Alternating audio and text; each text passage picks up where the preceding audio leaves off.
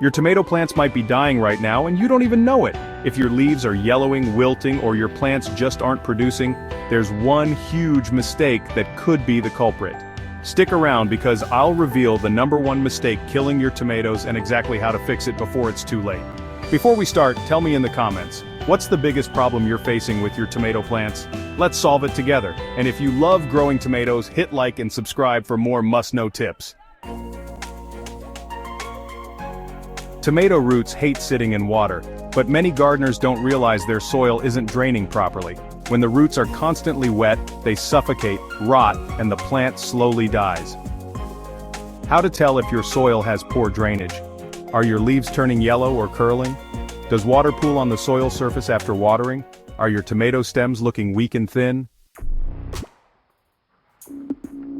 How to fix it before it's too late? Step 1. Check your soil. Dig a small hole about 6 inches deep and pour water in. If it takes more than 30 minutes to drain, you've got a problem. Go outside and test this right now, then comment below if your soil drains fast or slow. Step 2. Improve drainage. Mix in compost, sand, or perlite to loosen compacted soil and improve aeration. Raised beds or planting in mounds can also help water drain faster. Step 3. Water smart. Water deeply but less often, about 2 to 3 times a week, and always in the morning to let the soil dry during the day. And never let your tomatoes sit in a puddle. Are you watering too much? Be honest, comment too much if you are, or just write if you're confident.